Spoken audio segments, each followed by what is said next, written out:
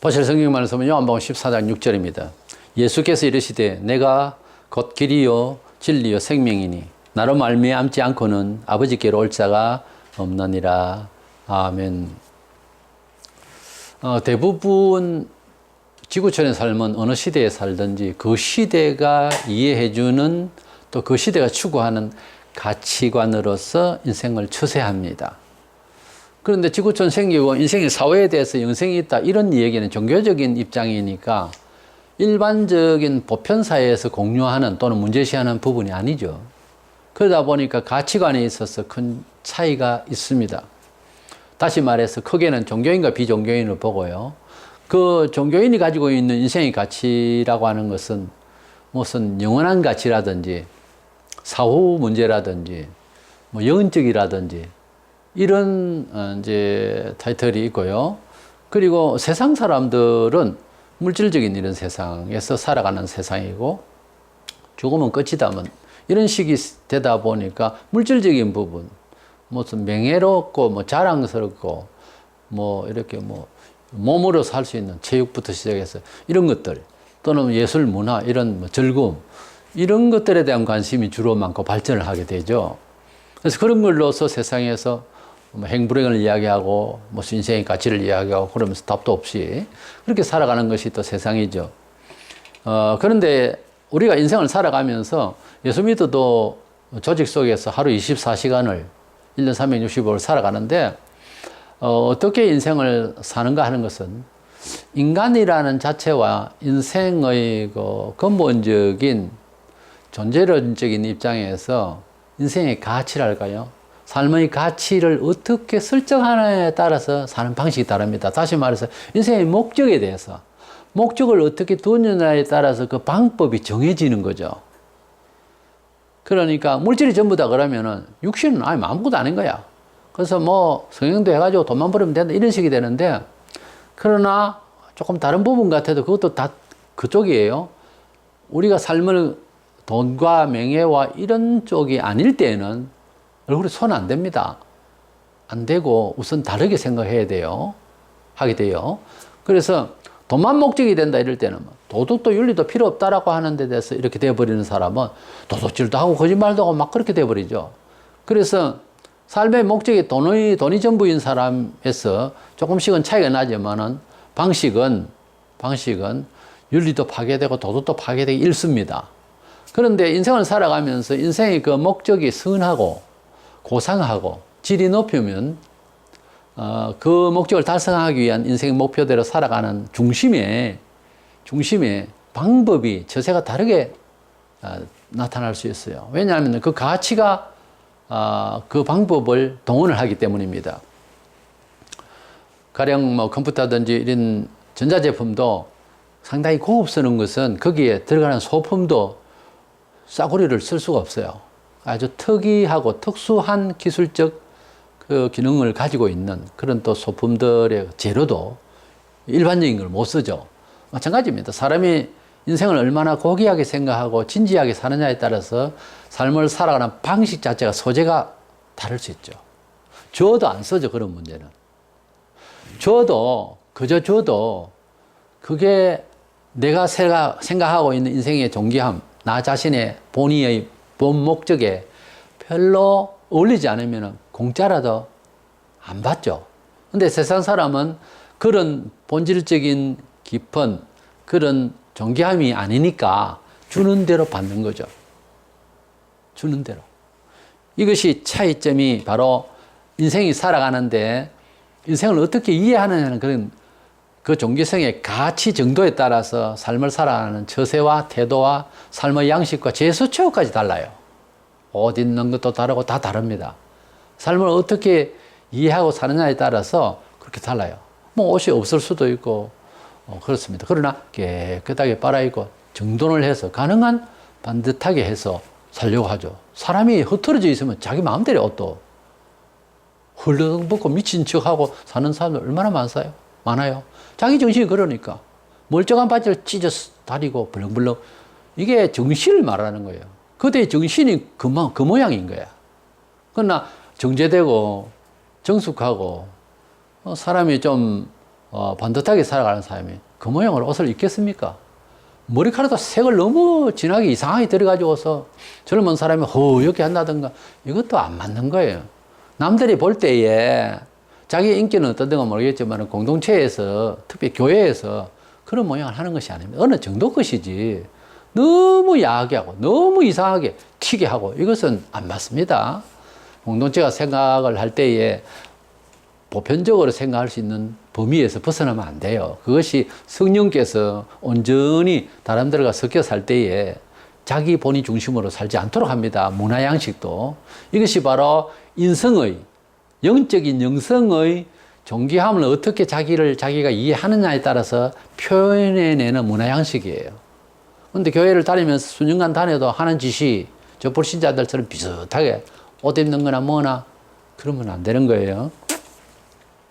먼저는 세상에는 아무리 구도자가 되고 노력을 해도 또 과학적으로 발전을 해도 참된 것이라고 하는 것이 이것이 진짜다라고 하는 것이 사실은 없어요. 참된 것을 흉내내어보는 찾아가는 과정일 뿐이에요. 인생은 이 지구촌이 멸망하는 그날까지 찾아가는 과정에 있어요. 그거로 끝이지 답이라는 게 없다니까요. 산의 정상에서 만나자고 산은 뭐 이쪽에도 올라갈 수 있고 반대편에도 또 올라갈 수 있고 그러고 갈 수도 있고 물론 정상에서 만나면 됩니다. 그런데 이 비유도 인생의 본질적인 이야기를 할 때는 비유가 적절치 않아요. 산이야 뭐 이래 올라가 저래 가지만은 인생을 사는데 뭐 이래도 살 수 있고 저래도 살 수 있고 뭐 이런 식으로 말하는 사람들은 사후의 세계에 천국이냐 지옥이냐 딱 두 길을 나누고 선택의 기로에 있어서 단 한 번에 선택의 기로에 있어서 영생이냐 영벌이냐는 것을 문제를 해결하는 데는 그게 옳지 않다 이 말이에요. 그런 말도. 마태복음 15장 14절에 소경이 되어 소경을 인도하는 자로다. 만일 소경이 소경을 인도하면 둘이 다 구덩이에 빠지리라. 예수님께서 영안이 어둡고 종교가 타락하고 형편없이 되어버린 유대인들의 율법 교사를 위해서 하는 말이지만은 그러나 이걸 범위로 확대해서 모든 사람을 생각할 때 로마서 3장 4절에 사람은 다 거짓되되 오직 하나님은 참되시다 그랬거든요. 이 모든 사람을 상대로 생각했을 때는 소경이라는 거죠. 다시 말해서 진리 예수 하나님의 말씀을 통하여 인생을 이해하고 같이 판단하고 목적하지 않는 외에는 즉 불신자 세계에는 즉 기독교 복음이 들어가지 않는 상태의 모든 시대와 사람들은 지역은 소경이 우울거리며 사는 곳이다 그 말이에요. 육신의 눈이 어두운 것은 지팡이를 짚고 누구의 인솔을 받아야 되겠지만 영적인 소경은 아무도 인솔자가 못 됩니다. 내가 너를 책임지마고 끌고 가면 소경이 소경을 인도하면 어떻게 돼요? 둘 다 구덩이에 빠진 게 맞죠. 이 본문 말씀대로. 그러니까 인생은 엄격히 말해서 아무도 선생이 될 수가 없어요. 땅에 있는 사람은 선생을 하지 마라. 그 말이. 땅에서 일어나는 모든 가르침의 내용이 어두운 영혼 상태에 있는 사람들끼리 선생이라고 하니 안 된다는 거지, 답이. 말이 안 된다는 거예요. 이래서 세상에서는 참된 것이 없다라고 하는 정의가 성경에서만이 이제 그렇게 말하는 겁니다. 세상에서는 그렇지 않아요. 동양에는 동양권에서, 서양에는 서양권에서 가치관이 있습니다. 동서양 철학이 다르니까. 그래서 역사 속에서 수많은 선생들이 있었어요. 근데 인생은 이런 것이다, 저런 것이다.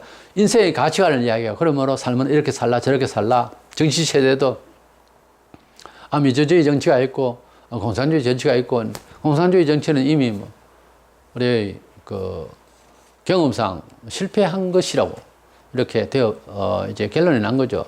소수가 있긴 하지만은 공산주의라고 하는 유물사가는 존귀한 인간이 살아가는 자유권을 발동하고 그래서 그 인권으로서 존재감을 그리고 많은 창의적인 거 이걸 전부 다 묶어버려요.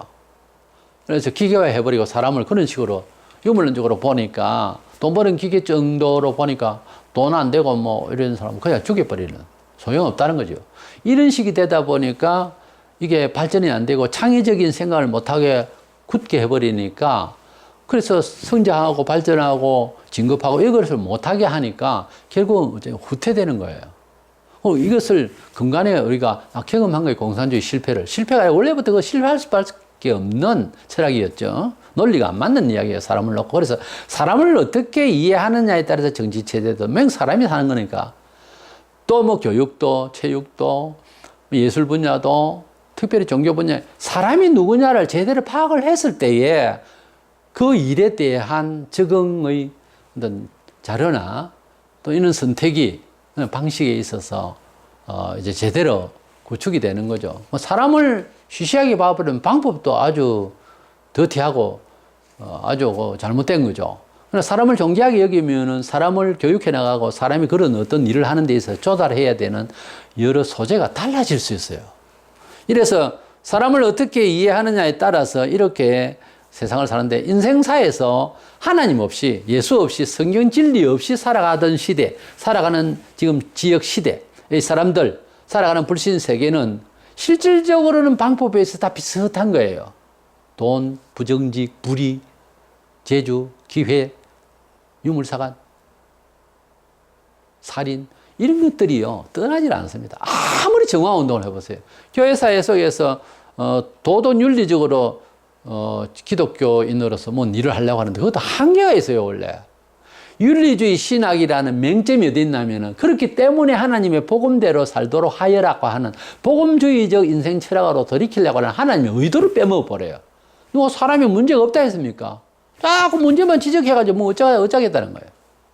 그래서 윤리주의 신학이라고 하는 것은 말 자체가 걸려먹은 거예요.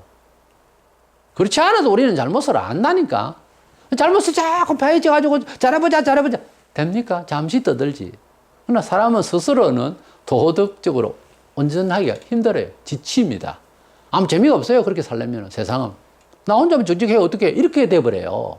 그것을 계속적으로 할 수 있는 뒷받침해 줄 수 있는 게 복음이고 하나님에 대한 나라에 대한 소망 가운데서 어쩌면 조금 해나갈 수 있어요. 그래도 그게 힘든데 그리고 완벽한 도덕주의자로 구원받게 하시는 하나님은 또 아니에요. 지칩니다. 그렇게 완전하게 산다고 하는 것은. 근데 그 맹점이 뭐가 있냐면요. 완전하게 살라고 윤리적으로 자꾸 이야기하는 그 사람이 엄청난 윤리적으로 잘못될 수가 있어요. 유대인들 율법 교사들이 얼마나 윤리와 율법을 이야기했는지 모릅니다. 그런데 손가락도 하나 까딱 안 했다 하거든요. 사람이 다른 사람에 대해서 도덕적으로 평가하기 쉬워하고 하지만요. 그렇게 평가하는 사람은 아는 사람은 10번도 더 평가하고 싶은데 해봤자 특이한 점은 요만큼도 나무라지 못해요. 웃기죠. 유대인들의 율법주의자들이요.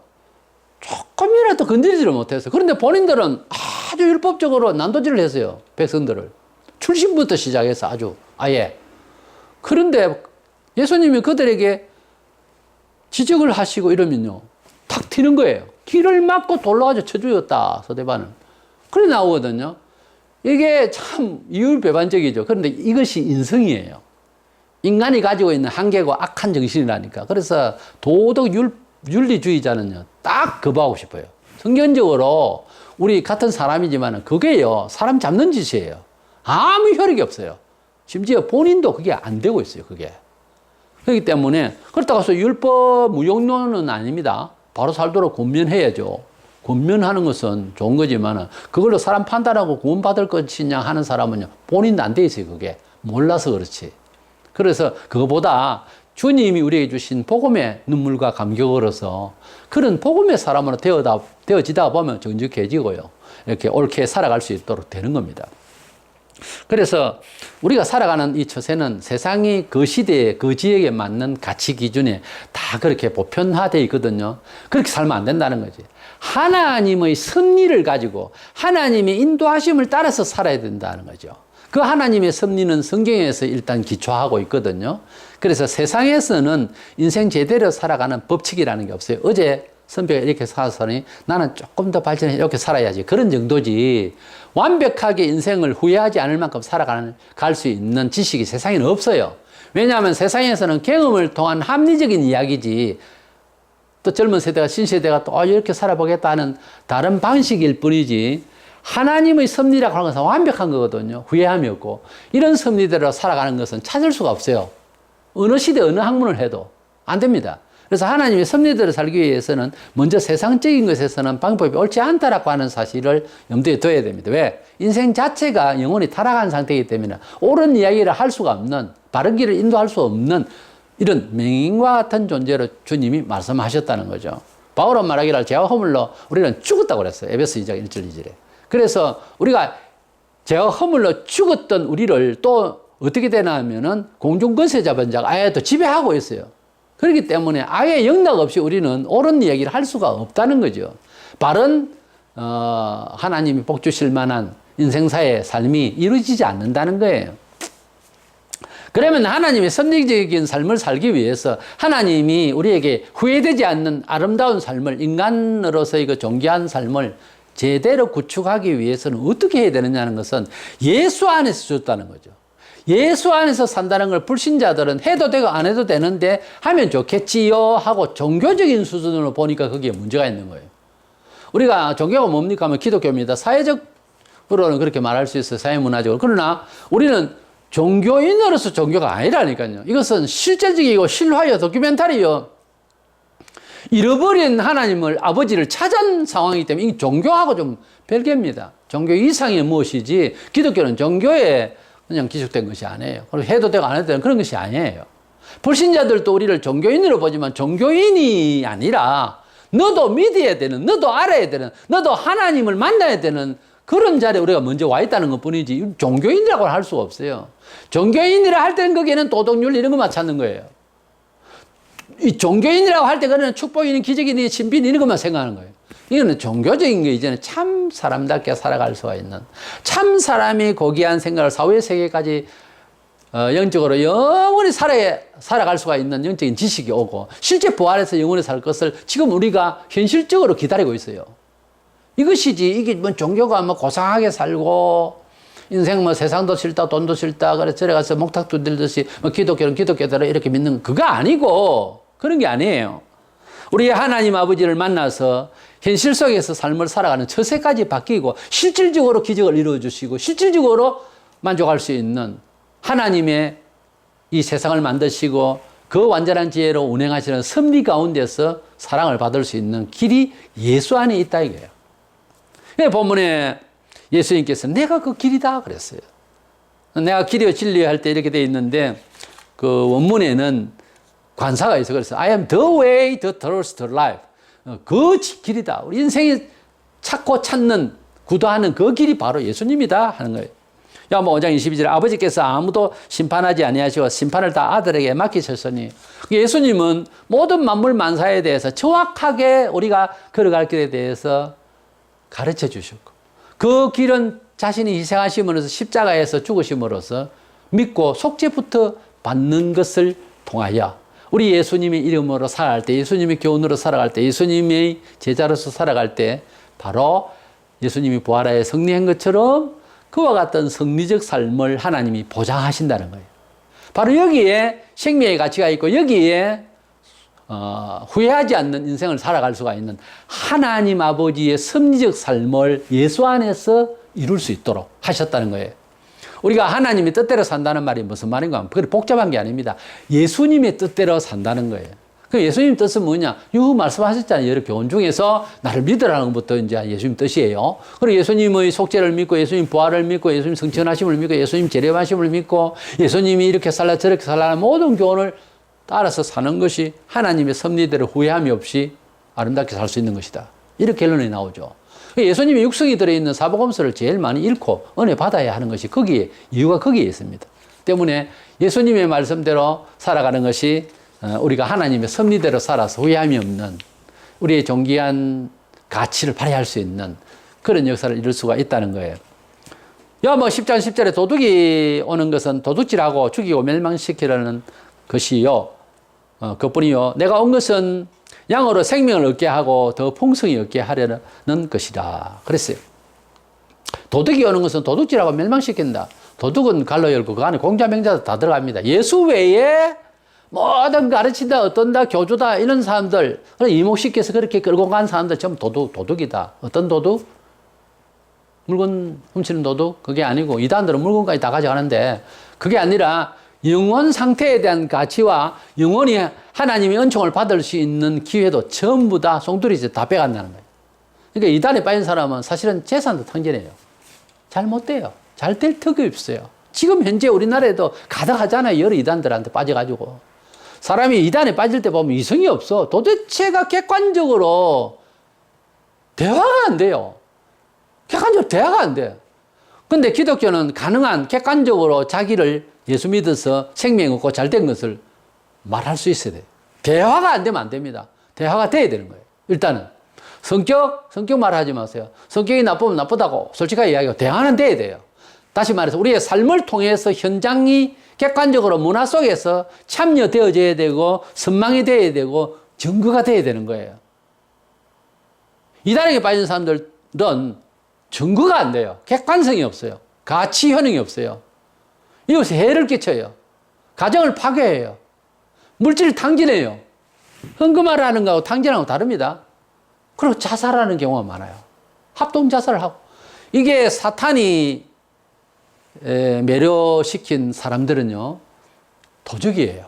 영혼의 도적이요, 물질의 도적이요, 명예의 도적이요, 세상의 모든 문화를 파괴시키는 겁니다. 그들이 하는 일은 굉장히 사회를 위하고 문화적인 것에서 많은 환경적인 이런 단체를 구성해가지고 잘하는 듯이 하고 이렇게 해도 그게 제일 좋다고 하니까 세상 사람들은. 그 혜택을 받고 난 데 들어가면은 천국도 아니고 그렇다고 지옥도 아니고 사람 이상하게 만들어버려요. 그거 하나 좋다고 해서. 어떤 사람이 호의를 베푸고 밥 한 그릇 하자 가령 이래 할 때도 뭐 때문에 밥을 먹는지 알고는 드셔야 됩니다. 남이 오라고 한다고 해서 좋은 자리 간다고 해서 그냥 좀 속말로 상가 똥개라고 그러지. 그냥 끌려다니면서 얻어먹을 그런 정신으로는 큰일 나요. 물질적인 것만 아니라 뭐든지 남이 하자고 한다고 해서 함부로 따라가면 안 됩니다. 그것이 얼마나 자기 자신을 존귀한 자기 인간에 대한 가치를 정체성을 확립을 못했으면 그 모양이냐 이 말이에요. 남의 말대로 끌려가면 안 되는 거예요. 그러나 예수님이 우리를 위하여서 십자가에 돌아가신 것을 믿으면 속죄함을 받고 그분이 부활하셨는데 그것을 믿으면 우리도 부활하게 된다고 하는 놀라운 사실을 이야기한다. 그건 100번 따라가야 되죠. 그래서 우리 예수님을 믿는다고 하는 것은 많은 사람들이 종교로 생각하기 쉽고요. 또 어떤 사람은 예수님이 십자가를 지고 뭐 나도 따라간다 그러면서 고난의 뭐 아주 고상한 뭐 그런 고난스러운 종교심 그것만 가지고 자기가 뭐 최고로 잘 믿는 그것만 아니라 예수 안에서 살아간다는 자체가 이 문화생활에 세상에 이 어두워져 가 있는 이 세상 사람들에게 선도하는 빛의 역할을 해야 됩니다. 그래서 예수님 우리를 세상의 빛이라 그랬죠. 그래서 맹인과 같이 영적으로는 사후도 모르고 천지 사람이 어떻게 살아야 되는지를 모르는 사람들입니다. 세상 사람들은. 이 사람들을 선도하고 이끌고 바른 길로 가게 하는, 빛된 길로 가게 하는, 생명의 길로 가게 하는 것이 전도예요. 거기에 따르는 희생이 많습니다. 심정도 상하고요. 땀도 흘려야 되고 돈도 써야 되고 일이 많아요. 이래서 우리는 하나님의 섭리대로 살아가지 않기 때문에 멸망을 한다. 이 세상은. 어떤 선생님이 와서 무슨 교를 이야기했던지 예수교가 오기 전에 유교, 불교 별게 다 있었어요. 민간신앙하고. 그게 다 매몰된 거예요. 천지 모르고 인생 7, 80년 그만치도 제대로 통계적으로 살지도 못하고 그래서 쓸쓸하게 가서 참 억울하고 불쌍해요.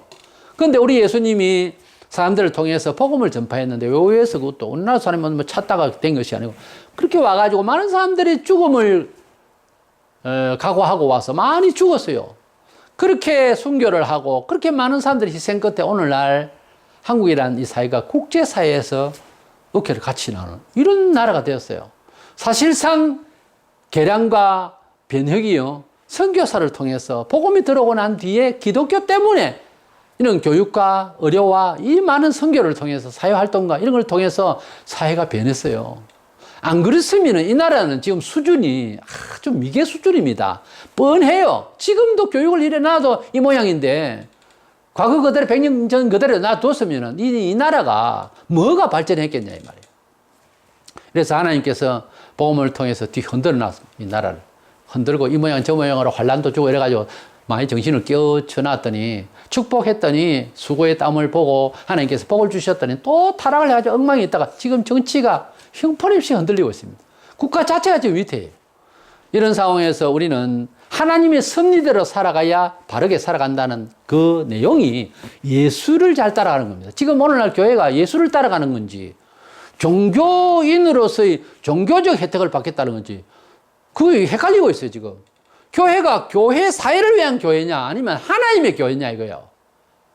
예수님이 성전을 잘 지어놓은 예루살렘 성을 보고 우셨어요. 그리고 이거 무너진다 하셨어요.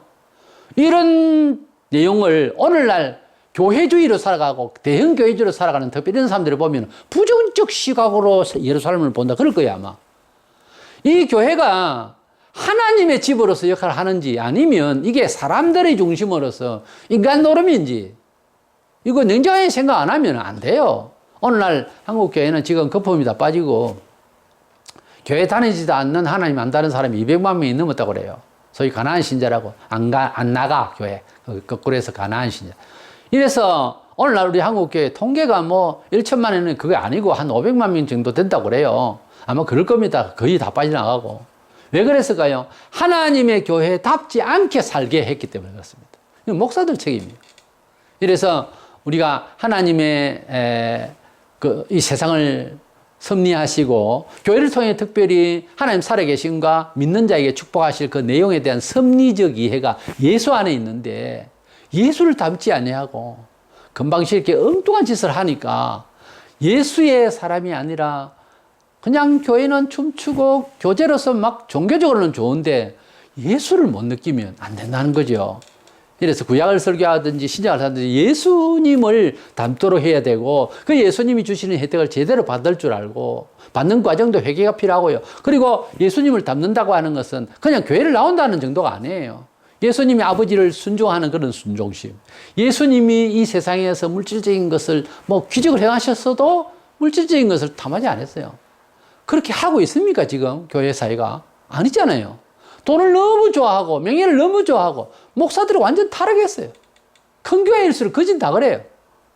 이러니까 하나님의 섭리들을 안 살아가고 사회상식적으로 자꾸 살라 하는 거예요, 교회가. 사회에서는 그것이 죄가 아니다 할지라도 유전무죄가 될지라도 교회는요 정확하게 해줘야 되는 거예요. 근데 그거 안 한단 말이에요. 하나님 섭리가 뭐예요? 주님이 교훈대로 해야 되는데 안 하잖아요. 그러니까 사람의 뜻대로 살아가니까 자꾸 실패를 하고 파괴가 되고 있잖아요.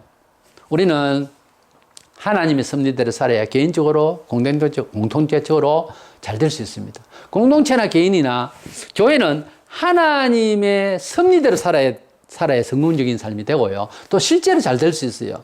그것은 예수를 닮는 겁니다. 누군가 당신은 예수 닮았다. 최고 잘 믿는 겁니다. 예수를 닮아야 되는 거예요. 당신은 대단한데 그거로서는 부족해요. 예수님 같다, 당신은. 예수님처럼 희생하지만 예수님처럼 당당하고 예수님처럼 고난받고 예수님처럼 승리하고 당신은 예수님 같다. 이렇게 돼야 잘 믿는 거예요. 오늘날 교회 그래요. 변명이나 하고 죄를 지어가지고 온 사회에 누를 끼치고 이러니 뭐가 하나님 섭리가 거기에 살아 움직이겠습니까? 이래서 우리는 하나님 섭리대로 살아서 아무쪼록 우리도 모르게 세상을 이기고 넉넉하게 승리할 수 있는 이런 결실을 가져올 수 있도록 노력하는 저와 여러분 되시기를 축원합니다.